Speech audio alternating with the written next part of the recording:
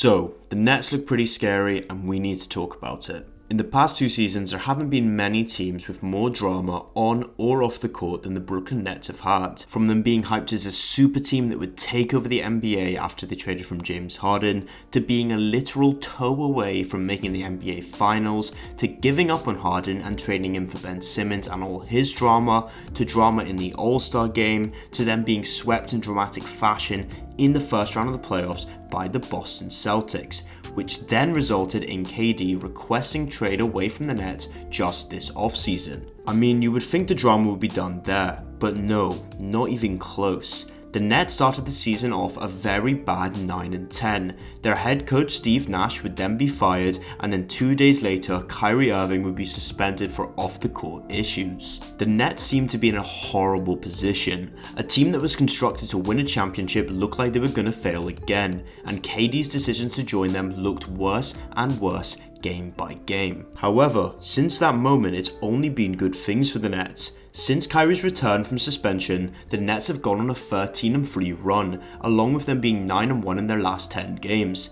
Kyrie is doing what he does best, ball at an elite level. He's averaging 25, 5 and 5 on elite shooting splits, including a great game winner against the Raptors the other night. No surprise, KD is also playing at an elite level, which by the way, I think people really take for granted. He's almost in his mid-30s and he's still the best scorer on the planet. It's crazy. He's easily an MVP candidate this year. He's having the best season of his career, averaging 30 points, 6 boards and 5 assists on an absolute ridiculous 56% from the field and 36% from free, which is even crazier considering he's a jump shooter. Him and Kyrie have been electric as a duo, with them combining for 81 points in their 6th win in a row the other night. I mean, they have been one of the best duos in the league since Kyrie's return. They are so fun to watch. But Kyrie and KD playing at an elite level isn't exactly a surprise, and it isn't what makes the Nets actually scary this year. The major factor that makes the Nets a threat in the Eastern Conference is the contribution from their role players.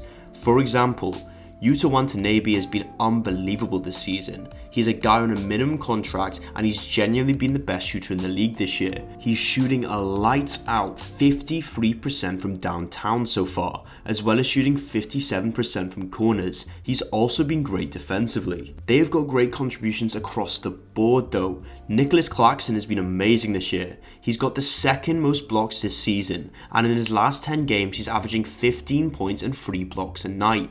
Him and KD have anchored this Nets defense. Players shoot 11% worse when guarded by Claxton and 10% worse when guarded by KD at the rim.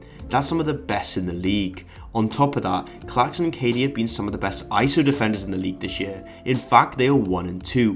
The Nets have also been a top 10 defense in their last 15 games, which is a brilliant sign if you want to compete for a championship. Their win against the Pacers a week ago, with all the stars out, really showed that this Nets team is deeper than people thought. Cam Thomas is a bucket, he can't defend for his life, but he gives the Nets an option at least. Royce O'Neal has been a great pickup, shooting 40% from free while hustling and playing good defense, and he still should probably be giving the Nets more. TJ Warren also just recently returned, and I'm sure he will only get better as the season progresses. Even Joe Harris, who started the season off slow, has been shooting over 40% from free since Kyrie's return. Another point of interest of the Nets this year is their new coach Jacque Vaughn. This team is 18-7 under him, and just 2.5 games back from the first seed in a strong Eastern Conference. The players also seem to really rate him, especially KD and Kyrie. Kyrie's praised him on his ruthlessness and how you need to play hard to keep your spot. Jacque's made it very clear that if you're not playing hard enough, he's going to let you know about it. We got guys on the bench that are willing to go out and do those things. So we've seen this with him taking minutes away from Patty Mills, Seth Curry and Cam Thomas, and KD and him seem to have a great relationship as well. Last night, the Nets just blew the Warriors out, putting up a crazy 91 points in just the first half. This Nets team is not one to underestimate. They are contenders this season. For me, the Celtics and Bucks are still a tier above them in the East, but after them too, I don't think there's another team in the East that could even hang with them. And I haven't even mentioned their X factor yet, Ben Simmons. Let's be honest, he's been bad this season so far, averaging single digits. However, he's still been elite defensively. If he can begin to find his confidence while the Nets are winning, by the time the playoffs come, he could be a dangerous weapon for the Nets in transition and in the dunker spot. He could also take some of the playmaking load off of Kyrie and KD, and we know the two of them can still play very well off the ball.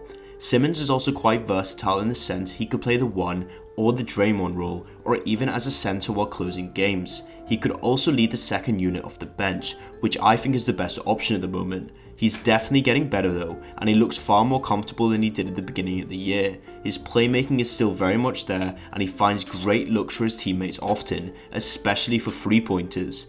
Ben could also cause a lot of trouble for a team like the Bucks, especially if he plays as a help defender on Giannis. With all that being said, I do have concerns about the Nets. In this run, the Nets have admittedly had a fairly easy schedule, and both their losses were to conference rivals the Sixers and Celtics, so I wonder how they're going to do in games against some of the other best teams in the East, such as the Bucks and the Cavs, which we're going to find out very soon. On top of that, they aren't the best rebounding team to say the least, which is not a good sign for a team who wants to win a championship. They are the 24th worst rebounding team in the league, which is absolutely dreadful. Every championship team in the last 5 years have been top half rebounding teams, with all of them being in the top 10 apart from the Toronto Raptors. So for the Nets to be that far off from being in the top half, they're going to have to improve or make some trades. On top of that, Seth Curry hasn't been great at all this season, and people had high expectations for him to be a microwave off the bench this year. Also, they do rely on KD a little too much, and I know he seems immortal. I mean, he came back from an Achilles tear completely fine, but as a 34-year-old playing 37 minutes a game is just far too much. On top of that, although Clarkson has been great, he's pretty much doing all the work. Their rim protection really needs a bit more help. A good rebounding rim protector is exactly what the Nets need at the moment. Someone like Jakob Poeltl or Plumlee would be a great pickup. Also, we need to be honest with ourselves. We have seen Ben Simmons be unplayable in playoff series before. For example, that play against the Hawks. Will he be able to stay on the court in the playoffs come crunch time? For the sake of the Nets, I hope so. Regardless, when you have a duo of Kevin Durant and Kyrie Irving on the court at the same time, surrounded by great role players, it's dangerous for any team they face. And I promise you, this team can compete with any other team in the East in a 7-game series. People really forget just how close they were to beating the Bucks the year they went on to win a championship. There are definitely things the Nets need to improve on if they want to win a championship. Regardless, they are on a great run at the moment, they're playing some great basketball, and I think they're a very scary team. If you enjoyed the video, make sure to like and subscribe.